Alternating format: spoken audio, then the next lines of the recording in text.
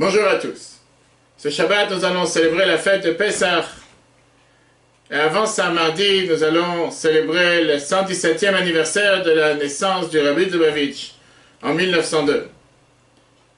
Justement, une opportunité pour apprendre un enseignement majeur que le Rabbi répéta plusieurs fois lorsque la configuration tomba comme cette année, du fait que Pessah commence un Shabbat et termine un Shabbat, car c'est une configuration qui s'est reproduite plusieurs fois les dernières années. Nous avons eu ça l'année dernière, nous avons eu ça il y a 3 ans, il y a 4 ans. Et ce qui est intéressant, c'est une question que le Rabbi souleva à plusieurs reprises. Alors que nous savons que toutes les autres fêtes, quand il tombe Shabbat, les mitzvot qui sont en règle générale particulières à cette fête, ne sont pas mises en application lorsqu'il tombe Shabbat. Par exemple, quand Rosh Hashanah tombe Shabbat, on ne sonne pas les chauffards. Quand Sukkot, Yom Tov de Sukkot, tombe Shabbat, on ne fait pas la bénédiction sur le lulav. Si jamais Purim tombe Shabbat, on ne lirait pas la Megillah Purim.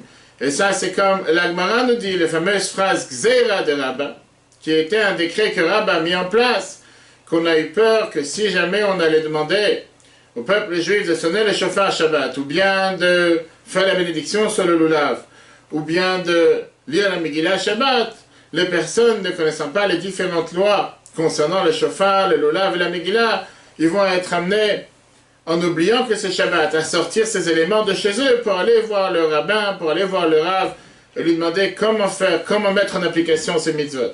Pour éviter que cela se passe, les Chachamim ont préféré repousser ces mitzvot, ne pas les mettre en application matériellement, même si on sait qu'ils sont faits de manière spirituelle, afin de ne pas transgresser les Shabbats. Or, le Rabbi demande la question, il n'y a pas une fête dans laquelle il y a tellement de lois à savoir, tellement de détails à savoir, comment faire, quoi faire, comme la fête de Pessah, particulièrement quand on parle de la nuit du Seder, savoir quelle quantité, quoi faire, comment dérouler le Seder, qu'est-ce qu'il faut mettre sur le plateau, des centaines et des centaines de lois autour de comment faire le Seder comme la Halacha. S'il y a une fête dans laquelle on aurait dû avoir cette crainte de ne pas la faire, de ne pas pratiquer les mitzvot matériellement, quand ça tombe Shabbat, ça aurait bien dû être Pessah. Or, nous voyons que quand Pessah tombe Shabbat, on ne repousse pas le Seder. On ne dit pas qu'on fait le Seder seulement quand Pessah tombe dans la semaine et pas un jour de Shabbat. Comment se fait-il? Plusieurs réponses ont été données par différents commentateurs, différents maîtres de la Torah, les dernières générations. Une fameuse réponse qui a été donnée, c'est le fait que les autres mitzvot, en général, sont faits dans la journée, le shofar, le lulav, la Megillah, alors que le soir, le fête de Pessah, le Seder est fait la nuit. Et les gens à l'époque avaient peur de sortir la nuit, donc on n'a pas eu cette crainte que les gens allaient sortir. Aussi, une autre réponse qui a été donnée du fait qu'à l'époque, il y avait ces rabbins qui avaient l'habitude, le soir de Pessah, de voyager, de partir de maison en maison, d'aller visiter les différents membres de la communauté pour leur montrer comment pratiquer les lois du Seder. Et donc il n'y avait pas cette crainte qu'une personne allait sortir tout son Seder de chez lui, tous ses éléments, et éventuellement les transporter dans la rue Shabbat, ce qui est interdit, pour pouvoir savoir quoi faire. Mais apparemment ces réponses ne sont pas très logiques, du fait que tout d'abord, dans nulle part dans le code de loi juif, c'est écrit qu'un rave doit sortir le soir de Pessah, ne pas faire le Seder chez soi à la maison et aller visiter les maisons de tous les membres de sa communauté pour leur montrer comment faire le Seder.